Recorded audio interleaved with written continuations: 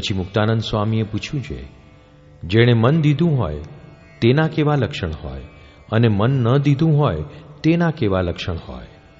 પછી શ્રીજી મહારાજ બોલ્યા છે, જેણે મન અર્પણ કર્યું હોય તેને જો પરમેશ્વરની વાત થતી હોય તથા પરમેશ્વરના દર્શન થતા હોય અને તે સમયે જો પોતે ન હોય તો તેની અતિશય પોતાના હૈયામાં દાજ દુઃખ થાય, અને જ્યારે ભગવાનની વાત સાંભળે તથા ભગવાનના દર્શન કરે તેને વિશે અધિક પ્રીતિ થતી જાય, પણ તેમાંથી મન પાછું હટે નહીં.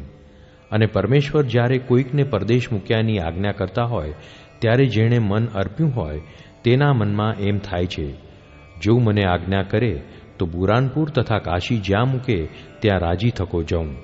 એવી રીતે પરમેશ્વરના ગમતામાં રહીને જે રાજી રહેતો હોય તે તો 1000 ગાઉ ગયો હોય તોય અમારે પાસે છે, અને જેણે એવી રીતે મન ન અર્પ્યું હોય અને તે અતિશય અમારે સમીપે રહેતો હોય તોય લાખો ગાઉ છેટે છે.